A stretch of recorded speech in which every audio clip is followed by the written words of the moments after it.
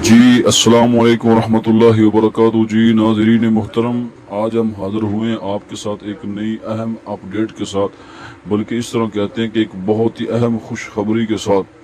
वो इमाम साहबान जिनको इजाज़िया कार्ड मिल चुका है उनके लिए। इससे पहले गुजारिश ये है कि अगर आप हमारे चैनल पर न्यू हैं तो हमारे चैनल को सब्सक्राइब ज़रूर कीजिए, ताकि आने वाली हर वीडियो आप तक बआसानी से पहुंच सके।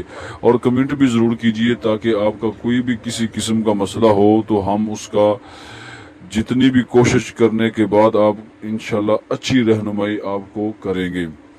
बात मुख्तसर करेंगे कि जिस तरह आपको छोटी ईद से पहले यानी ईद उल फितर से पहले आपको डबल वजीफा मिला था इजाज़िया कार्ड बराए इमाम साहबान को, इसी तरह बड़ी ईद से पहले मई की और जून की इकट्ठी तनख्वाहें आपके इजाज़िया कार्ड में मुंतकिल कर दी जाएंगी, क्योंकि ये हुकूमत पंजाब की तरफ से जो सरकारी मुलाजमीन होते हैं उनको ऐसे ही वजीफ़ा मिलता है। अगर तो ईद का मौका आ जाए 20 तारीख के बाद, 23, 24, 25, 27, 28 तारीख के अंदर आ जाए, तो वो मई की भी जो वो तनख्वाहें उनको उनके कार्ड के अंदर मुंतकिल और अकाउंट के अंदर मुंतकिल कर दी जाती हैं।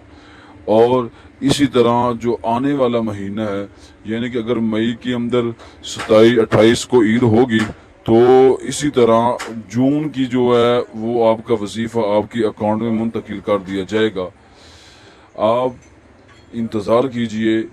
यकीनन हकीकतन के अंदर ये इजाज़िया कार्ड बराए इमाम साहबान के लिए बहुत ही खुशखबरी की बात है।